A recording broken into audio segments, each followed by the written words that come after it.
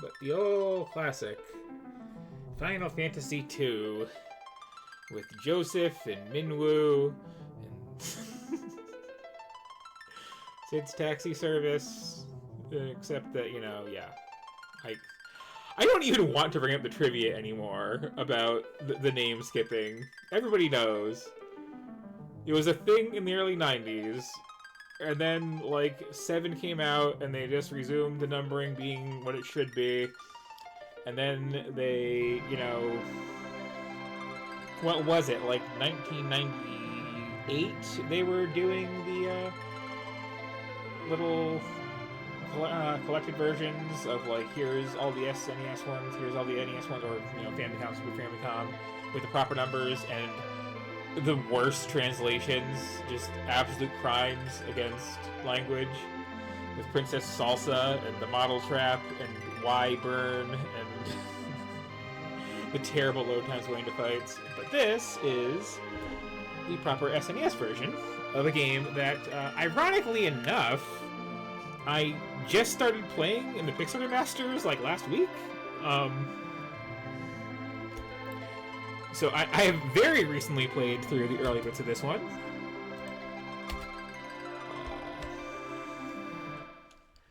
But yeah, it's a classic.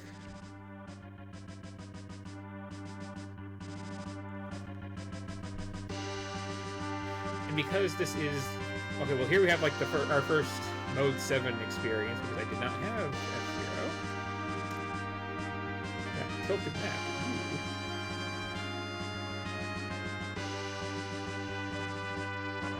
But yeah, because this is the, you know, North American release, this is the dumbed down version of FF4, where half the special abilities the characters have aren't there. The, like, consumable items for casting spells aren't there. And the whole, like, bit where you confront your past self to become Paladin doesn't really work anymore, because you haven't been using this attack that, like, hurts you a lot in order to shoot out this big wave to suddenly realize, oh yeah, I think he's gonna just keep doing that and just die from it. All I have to do is stand here.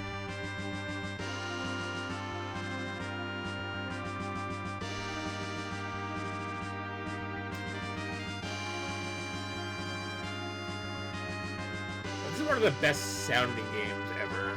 Not so much this track, but, like, some of the music in this, some of the sound effects in this especially, like, you cast the bio spell, it's like this horrible, horrible thing. I really like it.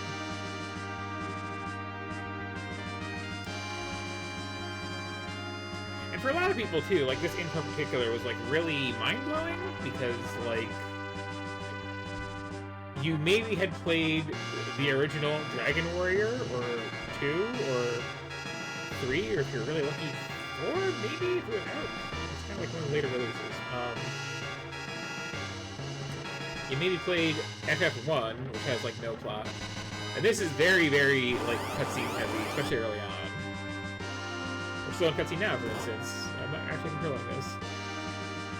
But, like, I had access to a Sega Master System. I had played Phantasy Star, and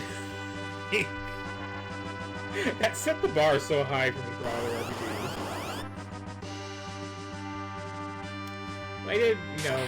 Well, that's the other thing, too, is, like, you use the little items for spells in the cutscenes here. They just aren't actually in the game anymore, which is weird.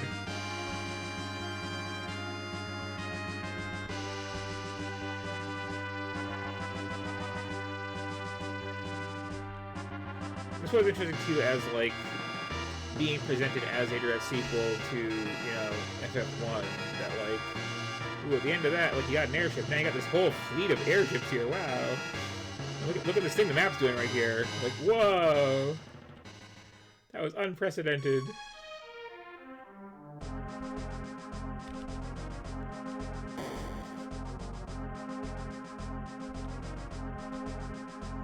Still on rails here.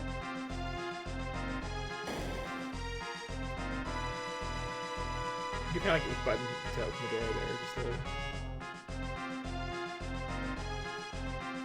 Hang on. I guess it teaches you to, like, yeah, look for stuff in the background to look at.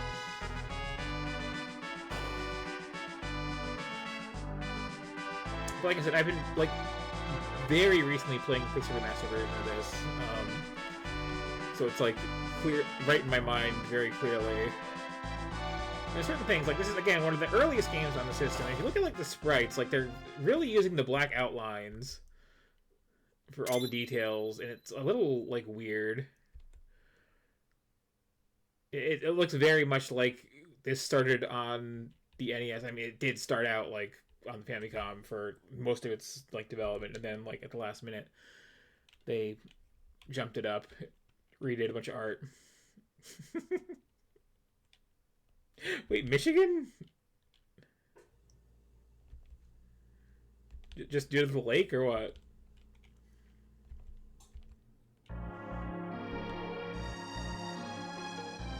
Oh, yes, Red Wings, yes.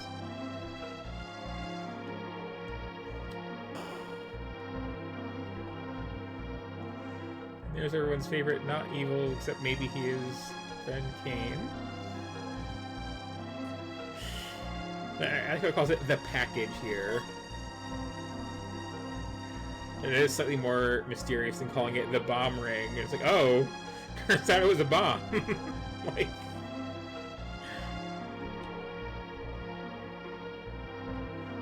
okay, so this is the remote control. You get, like, Kane explaining, hey, walk around. G'day. But, yeah, as I was saying, like the sprite work, like, it feels very NES thinking. And, like, monsters are very, we're going to fill up the box that we have for our art. But here's the thing that bugs me in the Pixel Remaster. This isn't there. You can't make your nice, like, purple window, or your nice eye-searingly pink window. Or let's see. What else can we do here? You can, like, learn your RGB values too, growing up, just having access to this. Go pure black. You can go pure white and make everything completely unreadable.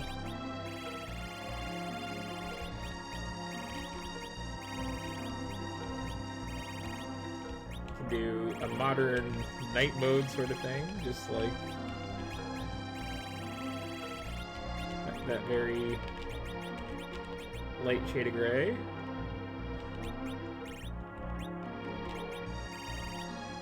Or, you know, I can be on brand for me. There we go. But yeah, Pixel Remaster, like, it takes out that customization. You just are stuck with the blue, and, like, how dare you? Also, while I'm in here...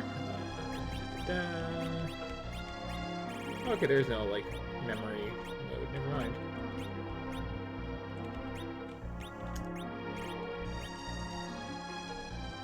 There's no run button. It's just the speed I go at.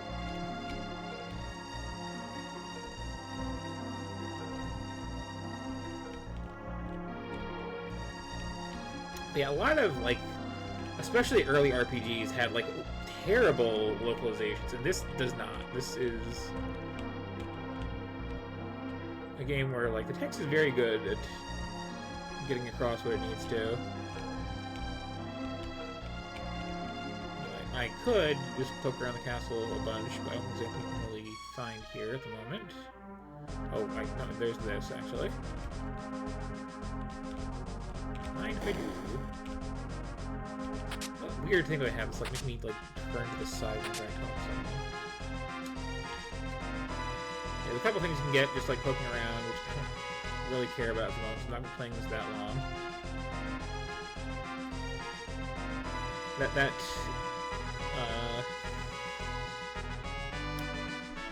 extreme, like, pixelation effect too is, like, a transition was kind of neat too at the time. Because, like, so much of the appeal of the SNES was like, look at all these cool little special effects we have, like, built in at a hardware level now. Why is... What did I do that's making that happen? I guess deal with it. It's just it's weird.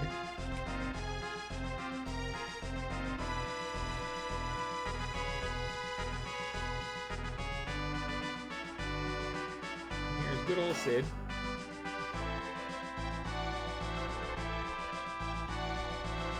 Upset about stuff. I shouldn't skip past that quite so fast. Like, I think the Pixar Remastered is like this helmet here, this very like normal knight-looking armor. In the Pixar Remastered version, they changed it so it's like the same thing you're wearing in combat, just very like those glowing yellow eyes on the visor, and just like I don't know, it's hard to get used to, but it is like more sensible. Only time to be all mopey.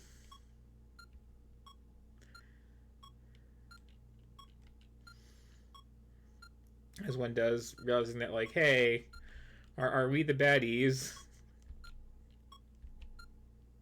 Felt a bit wrong going to this town and just, like, murdering people.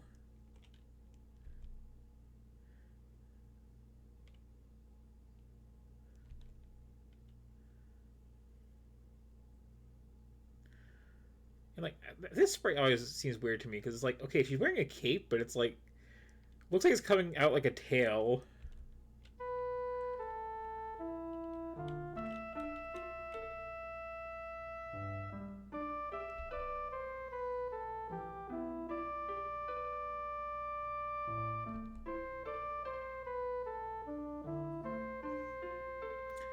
There's some downplaying of just like murdering everybody to get the crystal.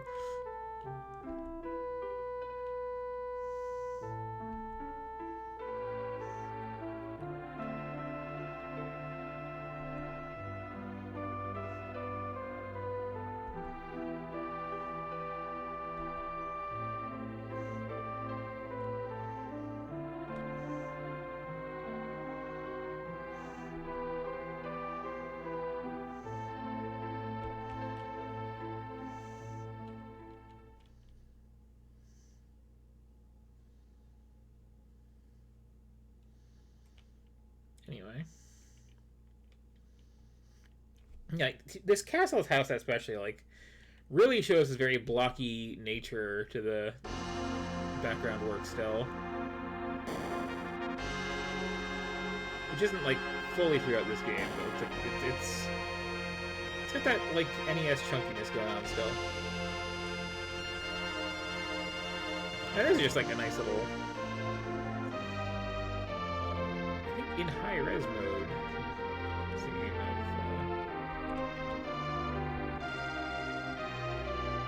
of castle, the lake, and the mountains, and the two moons. Our opening text crawl.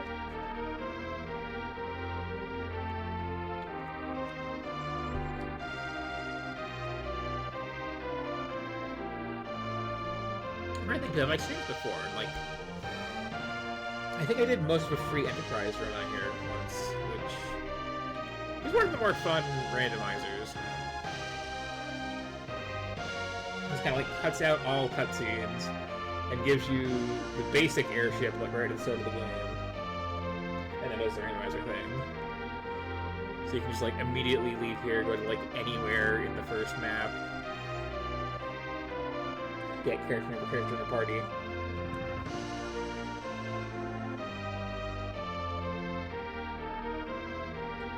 Skip around as is convenient. You could eventually, like, you know, unlock the other vehicles and stuff and make progress that way, but... yeah, it's neat.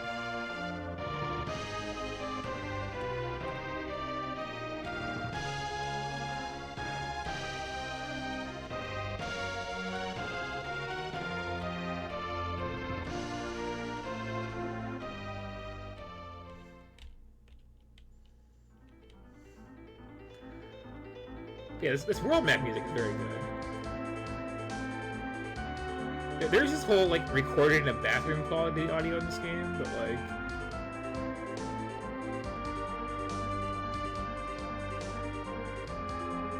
the portrait is interesting.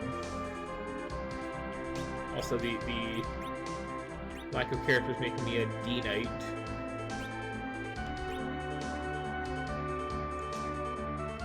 And that water moves. It's kind of neat. Go into town here, where we can't shop, but like back in the day with RPGs, you could rename your characters.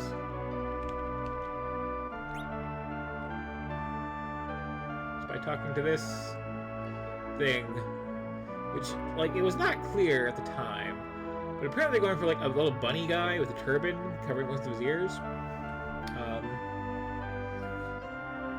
They revisited Naming Way and Friends in 14 and made them very, like, Hummel figure looking. Cecil is a dumb name. Oops.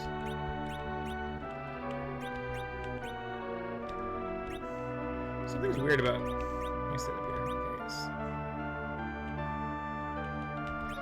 Okay, that's gonna be a problem. Hang on. Gonna have to mess with this some more.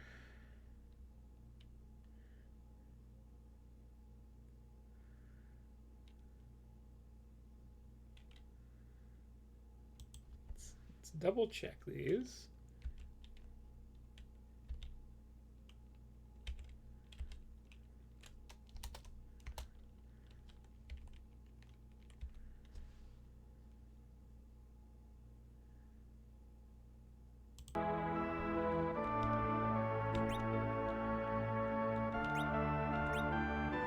It's still, like, jumping over like that. It's weird. Anyway,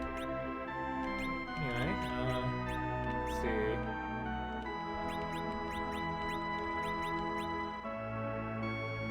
Why is that happening? What? I think I know. Okay, hang on. Because, yeah, okay. Because I have controller 2 enabled. Where those are what it's using for... Okay.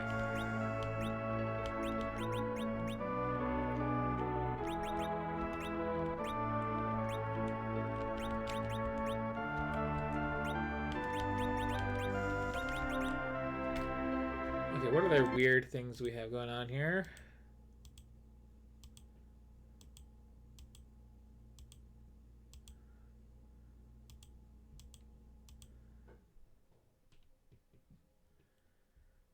A button should be L. But have I these turbo modes on?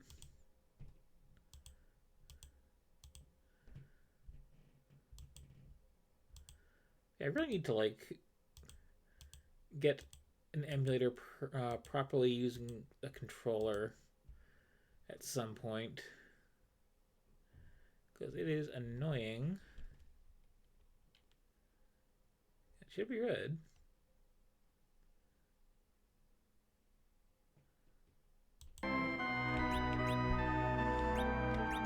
Okay, there it goes. So, you can be...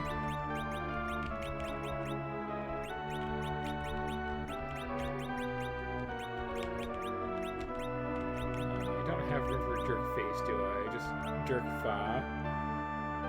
Which is fine.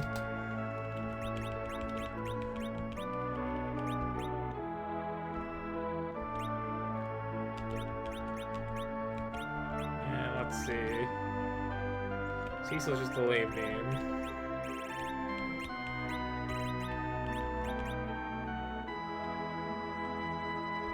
He's all grimdark. So sure.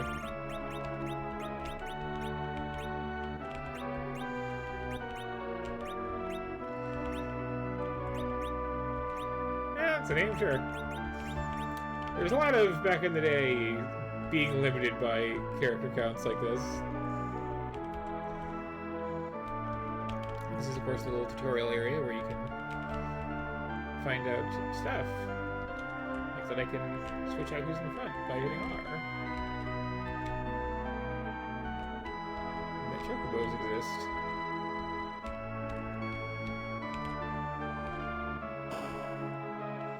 It's so weird not having a run button. It's like I've played alternate releases of this so many times. Oh wait, I forgot the most important thing in town. Excuse me. This is vitally important.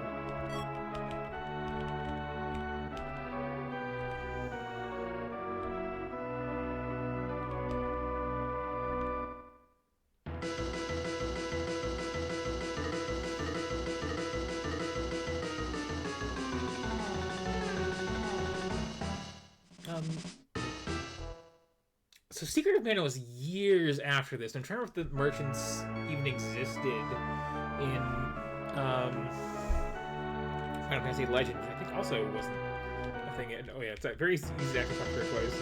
See this twice. But I think the whole naming way thing was just like we wanted to have a weird little bunny guy in a turban, and the sprite art came out weird. They definitely do the turban-y merchants in the Mana games. Which also, I think, had Mughals before Final Fantasy did. Anyway. Really good version of the map here.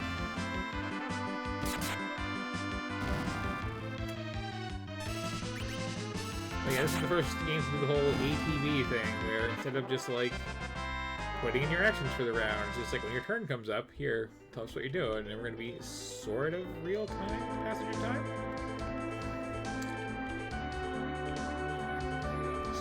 Past some mountains here. Those are nice, like, mountains in forests, which are, like, hard to do on world map tiles. Got those few big mountains in there just kind of decoratively. And then, oh hey, we can do, like, transparent overlays, so it's gonna be all foggy in here.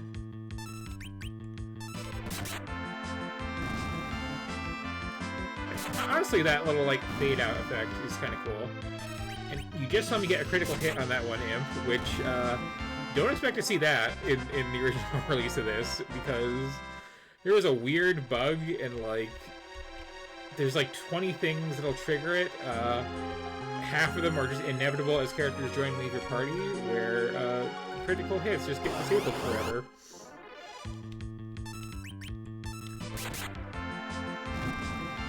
But yeah, that little liney fade out thing was just kind of a cool little being flashy thing.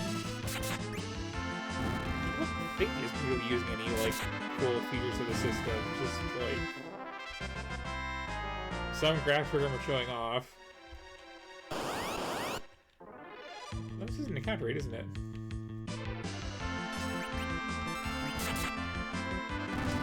But yeah, famously, the whole ATV thing... the whole ATV thing was like... the whole revolutionary big thing this game had going on. And you can see how cool it is with this one boss where it's like, in real time, it'll pick between, like, vulnerable and invulnerable, and then, like... doesn't really matter past that one boss.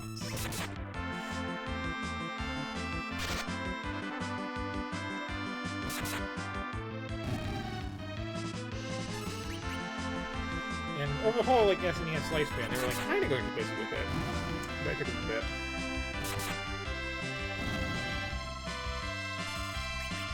Yeah, they were like really getting the use out of the Echo sound channels and like sampling-based nature of it for the music in this one.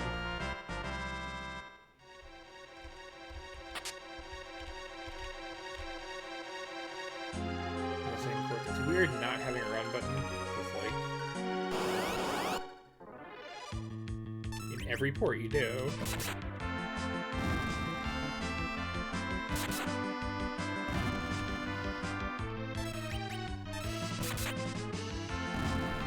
You guys see what I'm saying too about like enemy sprites in this are very square shaped in general. Some like way more so than others, but it is a noticeable thing.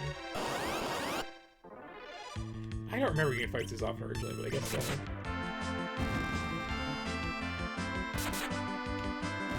This makes sense, because, like, dungeons in this game are weirdly short.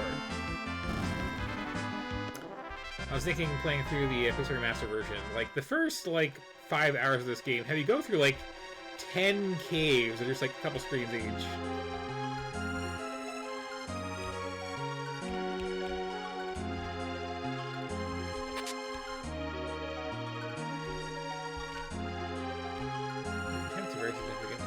like, I think this is the first game, just broadly speaking, to have save points in it. Which don't show up until like a couple dungeons in here. So like being able to like save in the middle of the dungeon before the boss fight was like this revolutionary concept that basically came about because the last dungeon in 3 is kind of way too hardcore.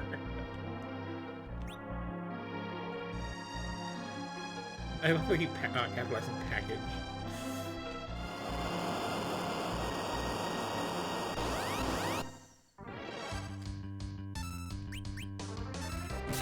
Let's see the special ability because we have it. See ya.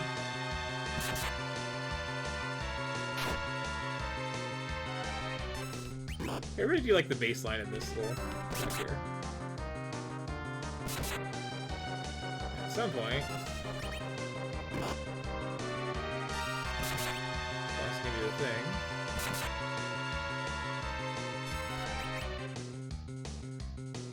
Turning into mist. Now attacking it, which I kind of already locked in, is bad. Causes this counterattack.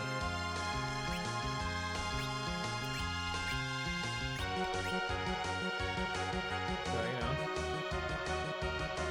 Just kind of like, gotta chill out until it comes back. Might as well check some potions while we're at it.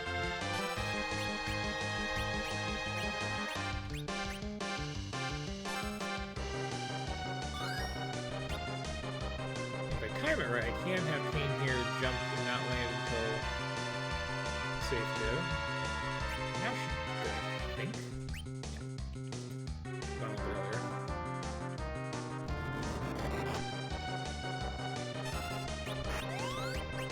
So there's like something cool, like, oh, I can like time this based on vibes and like make sure I hit this boss at the right times.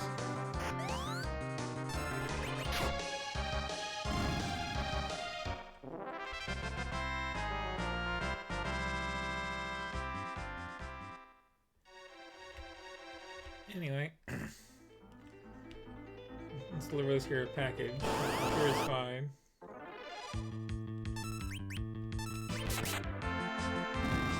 After killing some of these fish in this valley.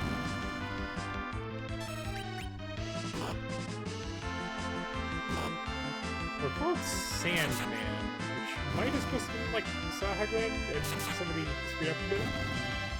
You know.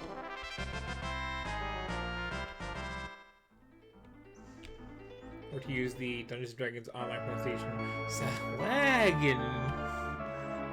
Anyway, got this package for you here. Oh, that's handy. Oh.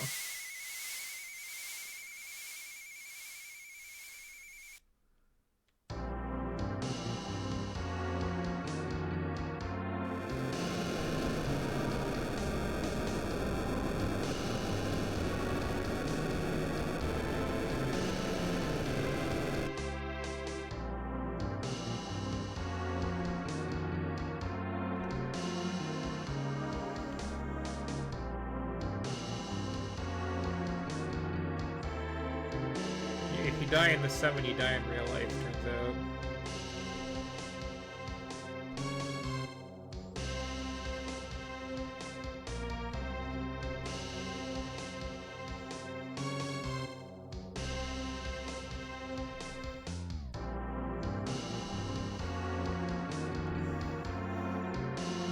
This is not a little conversation.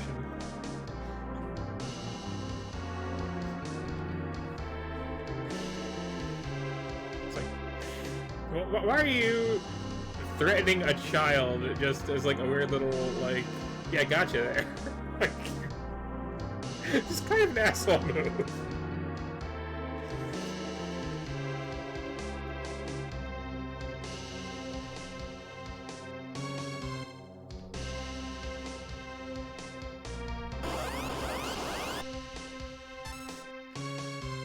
And like, I could start attacking her, but that's kind of inappropriate.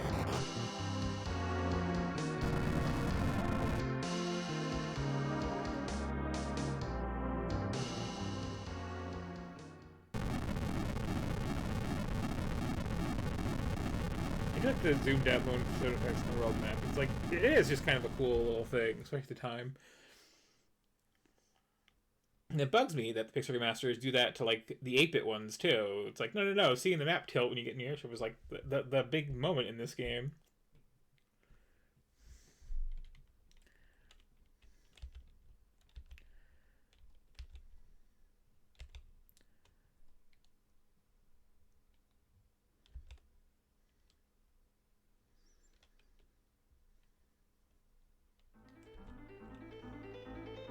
Just me.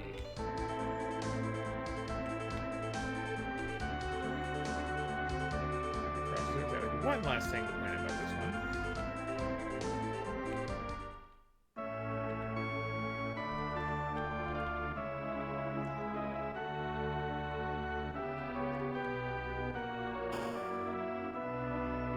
All the walking in place is also very, like, NES-y still.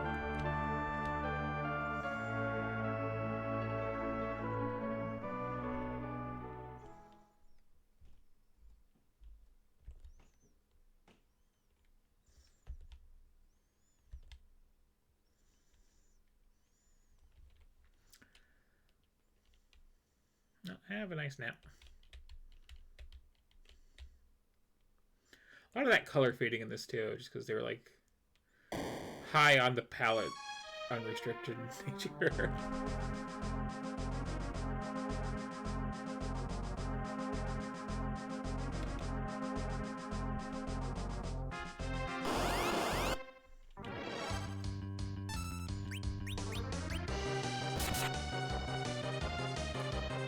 Like in the Japanese version, you have the whole like dark wave attack of the Dark Knight, where you just like hit everything, but it hurts you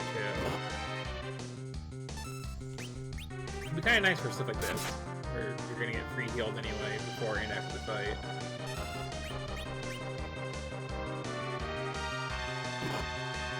I seem to recall. Thinking of this one is like the soldiers only attack when the officer shouts to do so. If you take him out first, then they'll just like kind of stand around confused.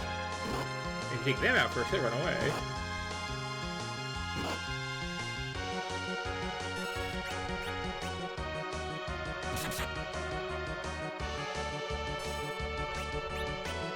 One more round of this.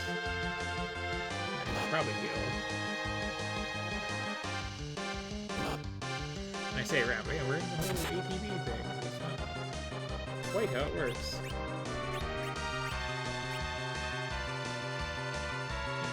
To this day, it bugs me that the Final Fantasy games get the definitions of like heal and cure backwards. Like, you cure poison and you heal injuries, but no, we're just gonna have that backwards forever.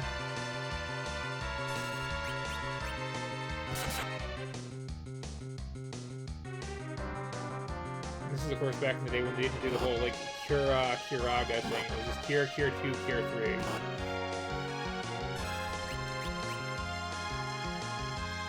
Just die already, please.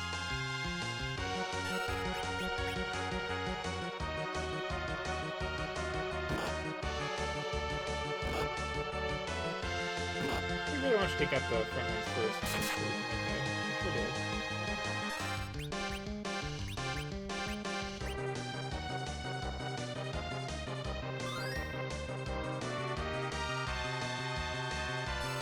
I'm committed at this point.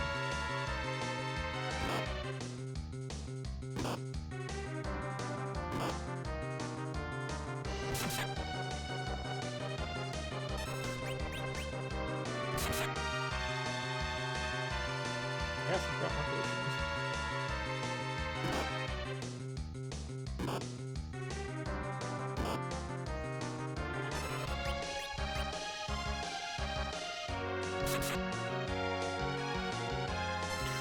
Different game over here. That's kind of funny.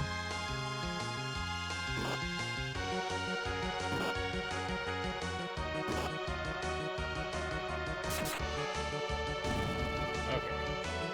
Now I think they just kind of stand around.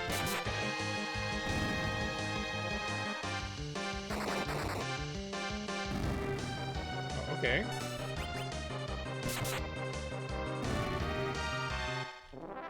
easier. Yeah, much more easier to kill with them front first, then later runs away.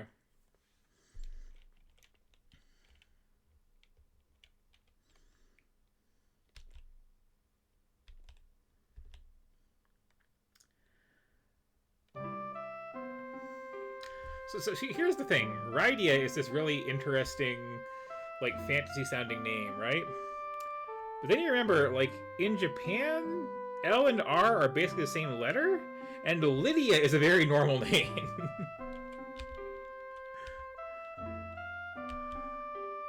So it's kind of one of those things like Varia, where it's like, no, that was clearly just Barrier. But it does sound pretty cool, so, you know.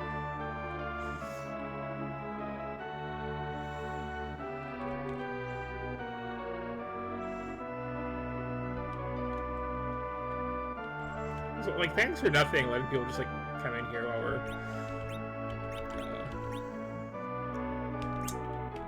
asleep and whatnot, try to kill us. Anyway, so here's what I wanted to show off, is if I put her over here, she is now in the back row, because this game is weird about front and back row stuff. You've got 5 character slots total. 2 of them to start with are back row slots, 3 of them are front row. I can hit the change thing to switch that around and have 2 front, 3 back. But like front row, back row is a big thing in this game where, you know, you take like half damage if you're in the back row, but you can only have some people back there, and your party composition is like not under your control at all. So keeping your squishy mages safe, so you have to like manually like reshape your party for it, which I thought was kind of interesting. And years later, after the original like main guy of the Final Fantasy series left in shame after the movie really tanked, and then eventually started his own new company to make games whose names are all close to, but not actually Final Fantasy. Did one for the 360 called Lost Odyssey. No, hang on, there's no answer.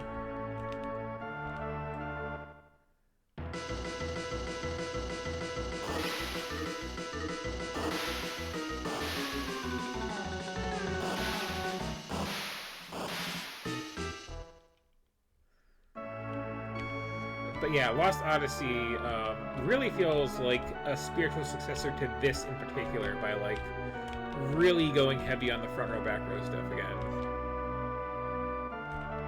These are some like speedy little people in this town. Yeah, at this point there's like kind of no plot momentum, because I can't go back because like the path is destroyed. But if I happen to wander around this town, just, you know, exploring as you do. Let's push this out of the way. Oh hey, gasp.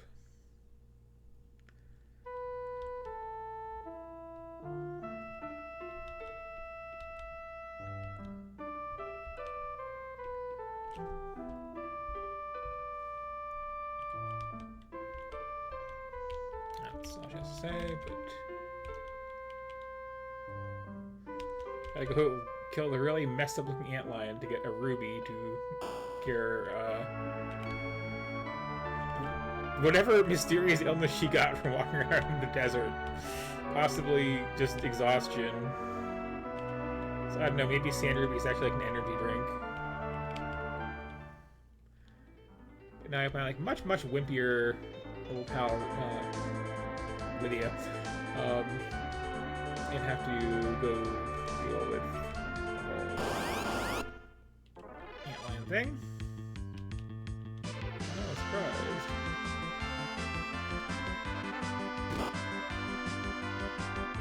You can actually like see the front background. It's not really clear normally. And it's weird like having less commands.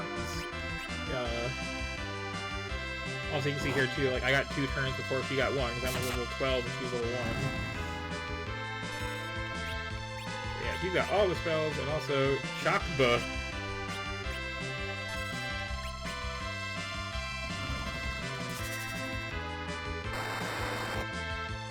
The whole summon thing would get much more elaborate as the series went on. So she'd like be almost dead from that if she was in the front. So I got some like no starting spells, but she runs pretty fast. Levels up pretty fast. And this, like, I'm not gonna play that much longer, but I thought it was like these short little caves. It was like, oh, these little short little caves at the start of this game. Anyway, that's a taste of that. It is one of the few games where you have like a 5-person party, which is nice. I really do like too that like after either 3 or 1, depending on if you had the full series or just what came out here, you had this whole like pick your classes sort of setup. And then here, the characters definitely have classes. You have like 0 control of your party composition. People show up, people leave, and you just have to like learn to live with the classes that you have. So like there's a chunk of the game where you have like nothing but mages, and you better be casting spells, so just like hitting them with a stick. And there's parts where you have like a bunch of fighty types. There's like you have your really wimpy paladin and some casters. It's interesting how that works out. But yeah, I did FF4, also known as FF2, also known as just like one of the better earlier games on the SNES. But again, it still has that that very 8-bit roots to it visually, which I always find odd. Anyway.